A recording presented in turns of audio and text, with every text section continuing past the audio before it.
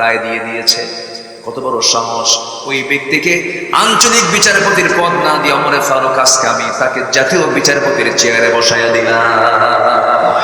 জোরে কান সুবহানাল্লাহ, আর জোরে কান সুবহানাল্লাহ। আমানতদারিতা। আমার বন্ধুগণ, আমার ভাইয়েরা, আমার দেশের বিচারপতির ইতিহাস জানা আছে নাকি? জানেন না? এখনো দেশে আসেই নাই। এসকে সিনহা, তার পাগল বানায়া দেশ থেকে বের করে দেওয়া হয়েছে। ওঠে কেন? এই যে ভাইজান, আমি কি আলোচনা শেষ করে দেব? হ্যাঁ, আমি কি আলোচনা চালাবো? তো দুই একজন করে ওঠেন কেন? নিম্ন সাপ কোথাকার নিম্ন সাপ? ও আচ্ছা, আপনার সাপ। ফাইন তো মিলে গেছে, উপরেও নিম্ন সাপ, নিচেও নিম্ন সাপ। একটু বসো। কত সময় কত দিকে চলে যায়। একটু সময় দেন আমাকে, যে সময় চেয়ে নিচ্ছি। এই তো বেশি সময় লাগবে না, আমি প্রসঙ্গগুলো শেষ করে দেবো, আস্তে আস্তে সামারাইজ করবো, সংক্ষিপ্ত করবো। একটু বসুন। আপনি চলে যাওয়া মানে মাহফিলের সৌন্দর্যকে নষ্ট করে ফেলা। আর এখানে আমরা বসেছি মূলত কার মেহমান হয়ে? বলেন তো, জোরে বলেন, কার মেহমান হয়ে বসেছি? আল্লাহর মেহমান হয়ে বসেছি। কোরআন শোনার জন্য আপনারা ফুল বাগানের ফুল হয়ে বসেছেন। আপনি এখানে যদি কোনো বিশৃঙ্খলা করেন, আপনি উঠে যাওয়াতে যদি বিশৃঙ্খলা হয়, এটা যদি ফেরেশতারা যদি নোটে যদি নেন যে এটা বিশৃঙ্খলা করলো, এটা শৃঙ্খলা ভঙ্গ হলো, শৃঙ্খলা ভঙ্গের তালিকায় যদি আপনার নামটা উঠে যায়, তাহলে বলুন তো, এই মামলা যদি হয়, কি আমার আপনার জন্য কি সুবিধা হবে না অসুবিধা হবে? আমরা একটু রাখি, একটু থাকি, একটু সময় দিই, একটু বসে। আল্লাহ কবুল করুন, জোরে বলি আমিন। একটু বসে। আমি 2 নম্বর বলেছি। 1 নম্বর হলো সত্যবাদিতা, নাম্বার 2 হলো আমানতদারিতা। আমরা টিকে রাখবো, জোরে বলি ইনশাআল্লাহ। সাইয়েদনা ওমর ফারুক রাদিয়াল্লাহু তাআলা একজন আমানতদার শাসক ছিলেন, দায়িত্বশীল একজন শাসক ছিলেন। দায়িত্ব কাকে বলে তিনি তা বুঝিয়ে দিয়েছেন। সমতা রক্ষা করেছেন, সম্মতার মূর্ত প্রতীক তিনি ছিলেন। রাষ্ট্রের পক্ষ থেকে 1 বোতল মধু তিনি পেলেন। কয় বোতল? 1 বোতল মধু। সেই মধুটা নিয়ে সাইয়েদনা ওমর ফারুক রাদিয়াল্লাহু তাআলা মধুর বোতল নিয়ে বাড়িতে চলে আসলেন। এসে বউটাকে ডাক দিয়ে বলছেন, আমার স্ত্রী শোনো, এই যে মধুর বোতল দিলাম আমরা, আমাদের পরিবার সহ 4 জন ফ্যামিলি এখানে আছে, মোট 5টা ভাগ হবে। এই বোতলের মধুকে 5 ভাগে ভাগ করে 1 ভাগ আমাদের জন্য রেখে বাকি 4 ভাগ 4টা করে পৌঁছায় দিবা, কোনো কম বেশি যেন না হয়। এই দায়িত্ব বউকে দিলেন। স্ত্রীকে দেওয়ার কয়েক মিনিট পরে এবার বলছেন, স্ত্রী ভুল হয়ে গেছে, সরি, আমাকে বোতলটা ফেরত দাও। আবার মধুর বোতলটা ফেরত নিলেন। ফেরত নিয়ে সাইয়েদনা ওমর ফারুক রাদিয়াল্লাহু তাআলা সেই মধুর বোতল নিয়ে প্রতিবেশীর কাছে চলে গেলেন। এক প্রতিবেশীকে ডাক দিয়ে বলছেন, প্রতিবেশী এদিকে আসো, এই যে মধুর বোতল তোমার দিলাম, সমান 5 ভাগে ভাগ করবে, 1টা ভাগ আমাকে দিয়ে বাকি 4 ভাগ প্রতিবেশীর কাছে দিয়ে দিবা। মধু ভাগ হয়ে গেল। ওনার অংশের মধুগুলো নিয়ে স্ত্রীর সামনে দাঁড়ায় বলছেন, আমার স্ত্রী, এই যে মধু নিয়ে আসলাম। বলুন তো, কোনো স্বামী যদি স্ত্রীর সঙ্গে যদি এমনটা আচরণ করে, স্বামীর এই আচরণে বউটা খুশি হবে নাকি? আসতে পারে, খুশি হবে? যদি খুশি হয় তাহলে আপনার বউরা একদম জান্নাতে যায়। কথা বলছেন নাকি? খুব ভালো। মন খারাপ করা স্বাভাবিক। সাইয়েদনা ওমর ফারুকের স্ত্রীরও মন খারাপ হয়ে গেল যে আমার কাছ থেকে মধুর বোতল নিয়ে উনি চলে গেলেন কেন, আমাকে সন্দেহ করেছেন।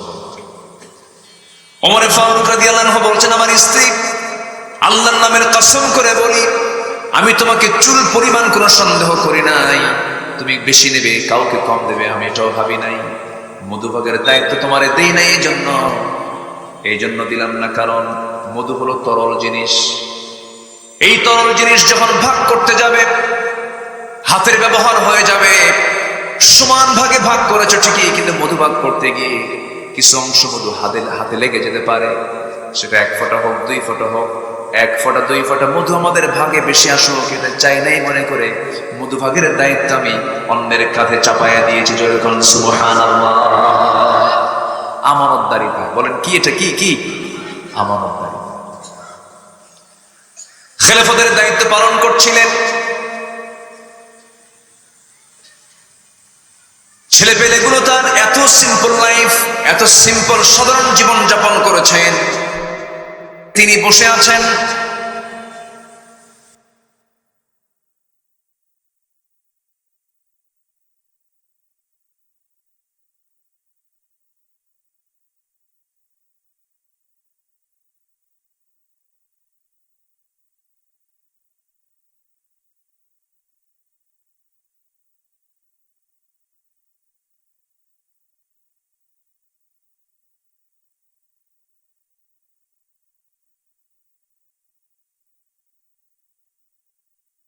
গেলাম বাড়িতে যাওয়ার পরে দেখি তোমার মা কান্নায় ভেঙে পড়ছে, তোমার মা তোমাকে কোলে নেয় না। তুমি একাকী চাঁদনি আকাশের নিচে বসে শুয়ে আছো, চাঁদনি আকাশের নিচে তুমি একা একা শুয়ে আছো, তোমার পাশে কেউ নাই, তোমার মার চোখে পানি, তোমার মা কান্নাকাটি করে। তোমার মা তার স্বামীকে হারিয়েছেন, স্বামীর বিরহ তাকে কষ্ট দিচ্ছে। আমি এই যে লক্ষ্য করলাম, কিন্তু লক্ষ্য করে দেখছি আরেকটা বিষয়, সেটা হলো তুমি যখন একাকী শুয়েছিলা সেই সময় আকাশের চাঁদের দিকে তুমি তাকায় কি যেন গুনগুন করে কথা বলছো। তোমার ডান হাত যদি একটু ডান দিকে নড়ে যায়, আমি দেখতে পেলাম চাঁদটাও ডান দিকে নড়ে যায়। তুমি যখন তোমার দুইটা হাত যখন বাম দিকে নাও, চাঁদটাও বাম দিকে চলে যায়। আবার যখন তুমি তোমার হাতটা নিয়ে নিচের দিকে নেমে আসো, চাঁদটা তোমার কাছাকাছি চলে আসে। তোমার হাতও নড়ে, চাঁদও নড়ে আকাশের। আমি কি ভুল দেখেছি না ঠিক দেখেছি? আমাকে বলো তো মুহাম্মদ। আমার নবীজি বাল্য জীবনের স্মৃতিচারণ করে বলেছেন, চাচা আপনি সেই রাত্রে যা দেখেছেন 100% সত্য দেখেছেন। জন্মের পূর্বেই আমি আমার বাবাকে হারিয়েছি, আমার মা হলেন বিধবা নারী। আমি যখন ভূমিষ্ঠ হলাম, আমি সন্তান হয়ে পৃথিবীতে যখন জন্ম নিলাম, আমার মার বড় শখ ছিল সন্তানটা স্বামীর কোলে উঠায় দেব, স্বামী তো নাই। আমাকে দেখেন বারবার স্বামীর কথা মনে হয়ে যায়, কান্নাকাটির পরিমাণ বেশি হয়ে যায়। এই জন্য আমার মা আমাকে কোলে নিতে পারছিলেন, আমাকে একাকী রেখে দিয়েছেন, আমার যেন কোনো প্রকার কষ্ট না হয় সেই জন্য মহান রব্বুল আলামিন ওই রাজ্যগুলোর জন্য আকাশের চাঁদনি রাতকে আল্লাহ রব্বুল আলামিন আমার জন্য পুতুল বানায় দিয়েছিলেন, আমার জন্য খেলনা বানিয়ে দিয়েছিলেন। আমি যখন একাকী রাত যাপন করছিলাম, আকাশের চাঁদ আল্লাহ পাক আমার জন্য খেলনা বানাইছিলেন। যেরকম সুবহানাল্লাহ। বিশ্বনবীর দাম কত! সেই জন্ম নেওয়া রাসূল মক্কায় জন্ম নিয়ে মৃত্যুবরণ করলেন কোন নগরে গিয়ে? মদিনায়।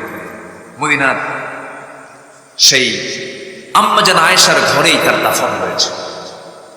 জান্নাতুল বাকি আমরা বলি, আসলে জান্নাতুল বাকি না, ওটার নাম হচ্ছে বাকিউল গারকাত, মকবরাতুল বাকি, মানে বাকি গোরস্থান।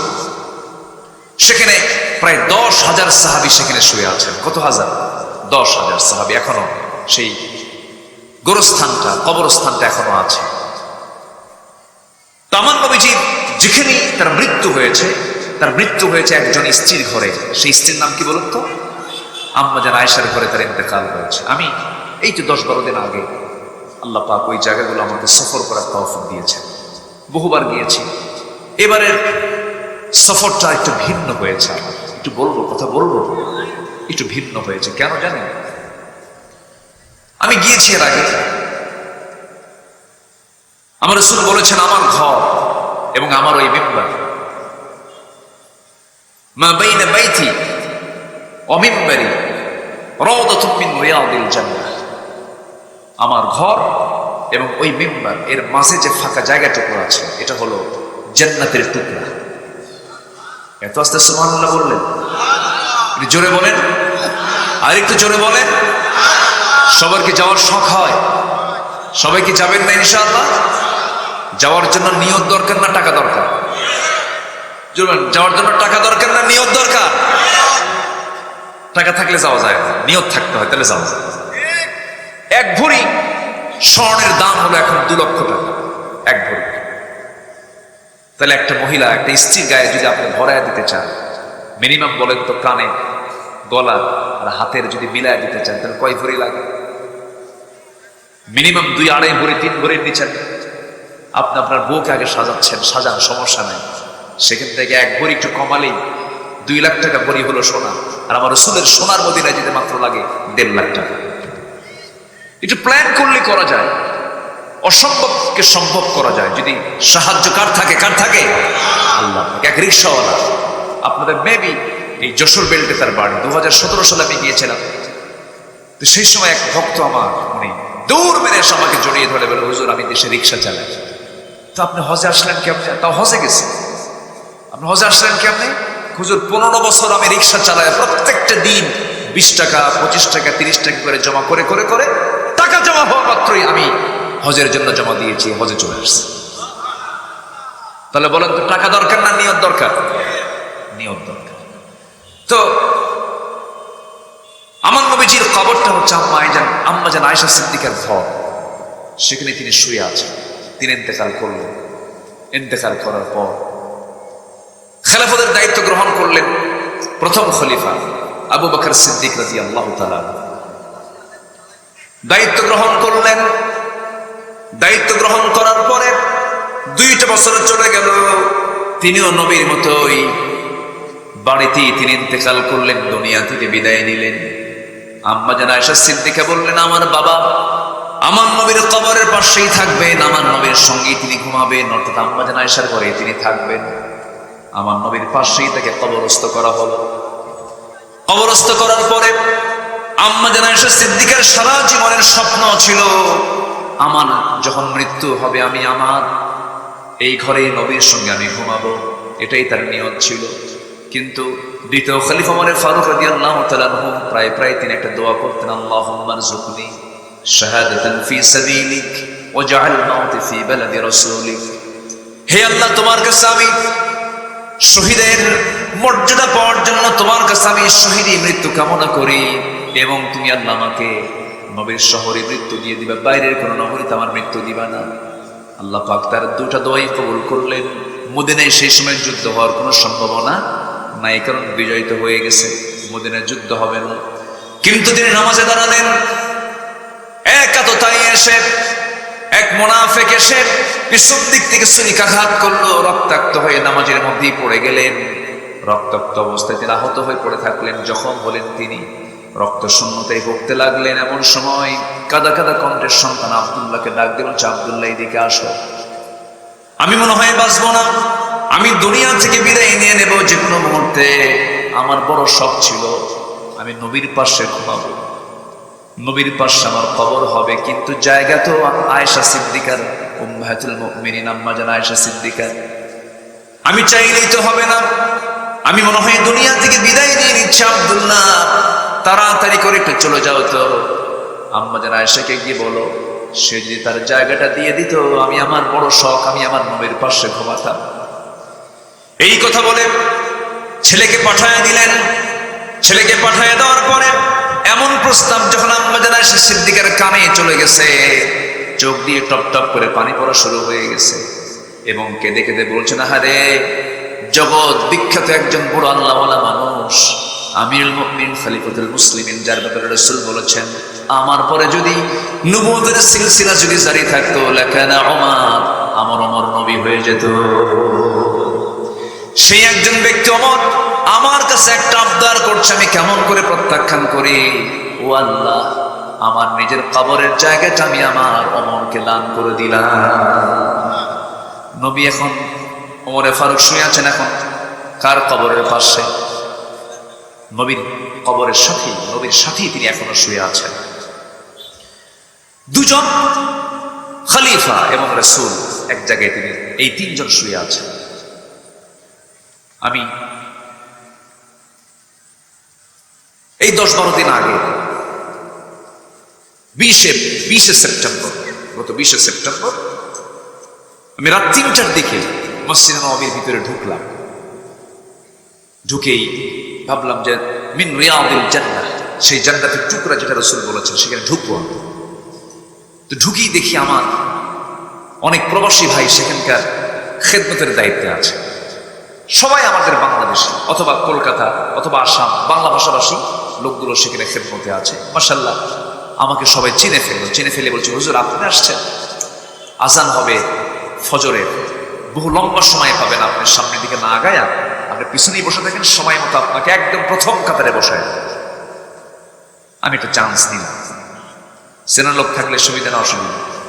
আজ থেকে সুবিধা না অসুবিধা?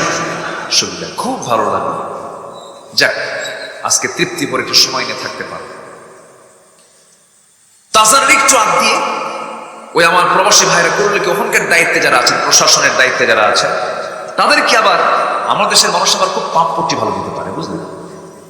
এমন সুন্দর পাম্প দিছে, গলায় ফেলছে। জানেন আমাদের দেশ থেকে একজন শায়েখ আসছে, লক্ষ লক্ষ মানুষ তার মাহফিল হয়, খুব সুন্দর আলোচনা করে, হুজুর আমরা তার হুজুরের খুব ভক্ত, এরকম করে ওই অফিসারকে গলায় ফেলছে। এবার অফিসার আমার উনি নিজে এসে সালাম দিয়ে বলে সামনের কাতারে বসে।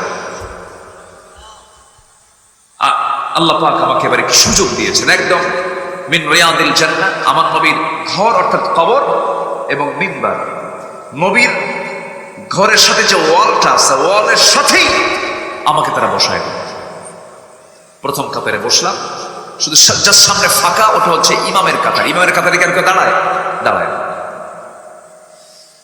বসে থাকলাম। আমি যে দোয়াটা করেছি ওই জায়গায়, এক নম্বর দোয়া হলো, আল্লাহ পৃথিবীতে যে মুসলমানগুলো না খেয়ে আছে, আল্লাহ খাবারের ব্যবস্থাটা করো। কারণ ওরা যদি মামলা দেয় আমরা জবাব দেব কি? ছোট্ট একটা শিশু সেদিন শুনতে পাচ্ছি, সে বলতেছে, আল্লাহ তোমার এই আকাশের নিচে কত মুসলমান শুনেছি, কোন মুসলমান তো আমাদেরকে একচুল পরিমাণ খাদ্য নিয়ে আমাদের সামনে দাঁড়ালো না। আল্লাহ তোমার এই বিশাল দুনিয়ায় না খেয়ে মারা যাচ্ছে, আল্লাহ আমাদের মৃত্যু তাড়াতাড়ি দিয়ে দাও। শুনেছি জান্নাতে নাকি বহু খাবার আছে, মরে গিয়ে তোমার জান্নাতে গিয়ে খাও। বলেন এই করুণ আর্তনাদ যদি আমরা সেই এলাকার বাসিন্দা হতাম, বুঝতাম যে কি কষ্ট, কি যন্ত্রণা। আমরা মুসলিম বিশ্বের যারা শাসক আছেন তাদের প্রতি আমরা আহ্বান জানাই, বৃহত্তর স্বার্থে গোটা মুসলিম ঐক্যকে বৃদ্ধি করার দরকার আছে না নাই? বলেন তো, মজবুত করার দরকার আছে না নাই?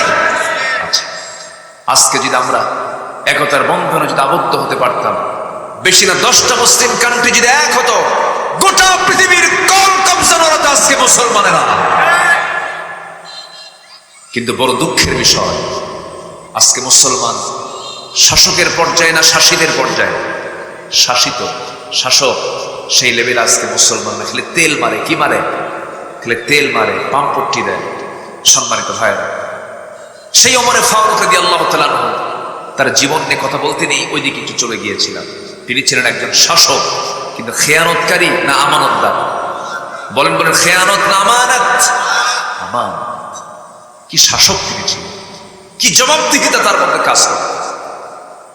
সাইয়্যিদনা ওমর ফারুক রাদিয়াল্লাহু তাআলা আনহু আবেগ আপ্লুত হয়ে একদিন বলে ফেললেন, ও আমার ভাইরা শোনো, ফোরাত নদীর তীরে যদি একটা কুকুর অনাহারে মারা যায়, ইরাকে রাস্তা খারাপের কারণে উটের পা যদি গর্তের মধ্যে পড়ে গিয়ে উটের পা যদি ভেঙে যায়, কুকুর কেন মারা গেল, উটের পা কেন ভেঙে গেল, এটার জন্য জবাবদিহিতা করতে হবে আমার আল্লাহর আদালতে।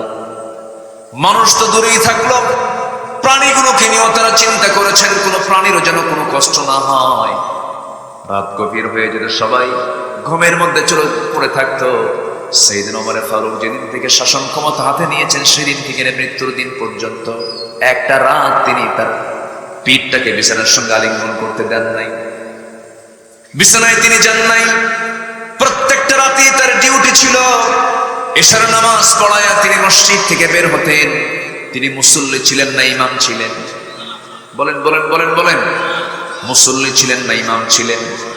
আমরা আমার দেশটাকে এমন করে সাজাতে চাই, যিনি ইমামতি করবেন তিনি সমাজ চালাবেন। আসতে কন কেন? যিনি ইমামতি করবেন তিনি কি চালাবেন? সমাজ চালাবেন।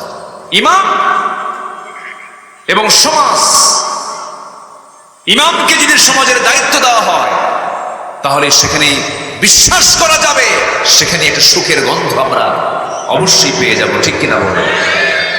আমরা ইমামদেরকে শুধু নামাজের নেতৃত্বে দেখতে চাই না, প্রত্যেকটা ইমামকে আমরা দেখতে চাই সমাজের নেতৃত্বে ইনশাআল্লাহ। ওমরে ফারুক রাদিয়াল্লাহু তাআলা নামাজ পড়ালেন। নামাজ পড়ায়া মসজিদ থেকে বের হয়ে গেলেন। এক রাত্রে বহুদূর চলে গেলেন, এক প্রত্যন্ত অঞ্চলে চলে গেলেন। প্রত্যন্ত অঞ্চলে যাওয়ার পরে একটা ছোট্ট ঘর পেলেন। সেই ছোট্ট ঘরের একজন বাসিন্দা ছিলেন বুড়ি মানুষ। বুড়ি মানুষকে লক্ষ্য করে তিনি সালাম দিলেন। সালাম দিয়ে বলছেন, বুড়িমা আপনি কেমন আছেন? খুব ভালো নাই। কেন, কি হয়েছে? শুনেছি ওমরে ফারুকের মতো নাকি একজন শাসক দেশের দায়িত্ব গ্রহণ করেছে, সে তো কোনোদিন আমাকে দেখতে আসলো না, কোনোদিন আমাদের খোঁজ খবর নিল না। ওমরে ফারুক রাদিয়াল্লাহু তাআলা মুজের সামনে দাঁড়ায় কথা বলছেন, মহিলা জানে না। এবার তিনি বলছেন, ও বুড়িমা এত দূর কেমন করে আসবে? বড় কষ্টের জায়গা, অনেক দূরের জায়গা, এটা আসা তো সহজ বিষয় নয়। এবার বুড়ি মহিলা জবাব দিচ্ছে, যদি এটা কঠিন মনে হয় খলিফা ওমরের দায়িত্ব গ্রহণ করার কি দরকার ছিল? কি কথা কি বুঝতেছেন? শোনা মাত্র তিনি কেঁদে ফেলেন, হারে তাই তো, আমি কেন আসতে পারবো না? মহিলা তো আমাকে ধরে ফেলেছেন, জবাব তো নাই, আল্লাহ যদি ধরেন। এই চিন্তা চলে আসলো। সঙ্গে সঙ্গে মহিলাকে লক্ষ্য করে বলছেন, মহিলা শোনেন, আপনি আমাকে না মাফ করা পর্যন্ত আমি এখান থেকে যাব না। আপনি ওমরের বিরুদ্ধে যে অভিযোগটা দিয়েছেন, ওমরের বিরুদ্ধে অভিযোগটা আপনার কাছ থেকে আমি মিটায় নিতে চাই। কি নেবেন আপনি বলেন? আমি আপনাকে কিছু দিনার দিতে চাই। 25 দিনার। মহিলা রাজি হয়ে গেল। 25 দিনার তার হাতে দেওয়া হলো। কিন্তু নিজের পরিচয় তিনি গোপন করলেন। হঠাৎ করে তিনি বলে ফেলেছেন, আলী এদিকে আসো। সাইয়েদনা আলী জবাব দিচ্ছেন, আমিরুল মুমিনিন ওমরে ফারুক আমি আসতেছি। এই কথা মহিলার কানে চলে গেছে। মহিলা জিহ্বায় কামড় মেরে বাপ ভাবতেছে, আল্লাহ এতক্ষণ তো আমি ওমরে ফারুকের সঙ্গে কথা বলেছি। এবার মহিলা জড়সড় হয়ে গেছে। ওমরে ফারুক বলছেন, ও মহিলা আপনি এরকম করছেন কেন? কেন আপনি তো ওমরে ফারুক, আমি ভুল করে ফেলেছি। না না, আপনি যা বলেছেন সঠিক বলেছেন। আমি আপনাকে 25 দিনার দিয়ে দিলাম, আপনি আমার বিরুদ্ধে কোনো অভিযোগ রাখবেন না। সঙ্গে সঙ্গে রাজি হয়ে গেছে। এবার তিনি করলেন কি, লেখার কোনো কিছু না পেয়ে নিজের জামাটা ছিঁড়ে ফেললেন। নিজের জামাটা ছিঁড়ে জামাই লিখে নিলেন, কোন অভিযোগ আপনার বিরুদ্ধে নাই, ওমরের বিরুদ্ধে নাই। এই কাগজটা নিয়ে, এই লিখিত অংশটুকু নিয়ে বাড়িতে ফিরে আসলেন। সন্তানদেরকে ডাক দিয়ে বলছেন, সন্তানেরা আমি ওমর যেদিন দুনিয়া থেকে বিদায় হয়ে যাব, বিদায় হওয়ার সঙ্গে সঙ্গে কাফনের কাপড়টা যখন আমাকে পরিয়ে দেবে, কাফনের কাপড়ের সাথে তোমরা এই চিঠিটা আমার কাফনের সঙ্গে লাগায় দিবা। কিয়ামতের দিন আল্লাহ যখন বলবেন, আমি আল্লাহকে বলবো, আল্লাহ তোমার বান্দাদের পক্ষ থেকে আমার বিরুদ্ধে কোনো অভিযোগ নাই। জোরে বল সুবহানাল্লাহ। শাসক ভালো পেতে হলে শাসককে হতে হবে, থাকতে হবে শাসকের মধ্যে। কার ভয়? আসতে বলুন না, কার ভয়? আমরা এমন শাসক দেখতে চাই যে শাসক ভয় পাবেন একমাত্র কাকে? আসতে বলবেন না, কাকে? আল্লাহকে ভয় পাবেন। বিচার ব্যবস্থাকে কি স্বাধীন করেছিলেন তিনি? ঘোড়া কিনতে গেছেন। ঘোড়া কিনতে গিয়ে ঘোড়া বিক্রেতার কাছ থেকে তিনি টাকার বিনিময়ে ঘোড়াটা কিনেছেন। ঘোড়া কেনার পরে তিনি ঘোড়ায় তিনি চললেন। কিছু দূরে যেতে না যদি ঘোড়ার 4টা পা অকেজো হয়ে ঘোড়া বসে গেছে। ওমরে ফারুকের মেজাজ গরম হয়ে গেছে। অসুস্থ ঘোড়া নিয়ে, অকেজো ঘোড়া নিয়ে ঘোড়া বিক্রেতার কাছে এসে চোখ বড় করে বলছেন, ওমরে ফারুক বলছেন, আমাকে তুমি অচল ঘোড়া দিয়েছে, অসুস্থ ঘোড়া দিয়েছে কেন? ঘোড়া নেব না। এবার ঘোড়া বিক্রেতা বলছে, আমিরুল মুমিনিন আল্লাহর নামের কসম করে বলি, আমি আপনাকে যে ঘোড়া দিয়েছিলাম, সুস্থ ঘোড়া দিয়েছিলাম, অসুস্থ হয়ে গেছে আপনার মালিকানায় যাওয়ার পরে। ওমরে ফারুক বলছেন, না না, আমি এই ঘোড়া নেব না, ঘোড়া ফেরত নাও, টাকা দিয়ে দাও। এবার ঘোড়া বিক্রেতা বলতেছে, আমিরুল মুমিনিন আমি আপনাকে টাকা ফেরত দেব না, ঘোড়াও আমি নেব না, কারণ আপনার মালিকানা যাওয়ার পরে ঘোড়া অকেজো হয়ে গেছে, অসুস্থ হয়ে পড়েছে। তাহলে কি করা যায়? এবার ঘোড়া বিক্রেতা, সাধারণ একজন ঘোড়া বিক্রেতা শাসনকর্তার সামনে দাঁড়িয়ে বলছে, চলুন কোনটা যা হয় হবে, আদালতে যাই। বিচারক যে ফয়সালা দেবে সেই ফয়সালা আমার ফয়সালা।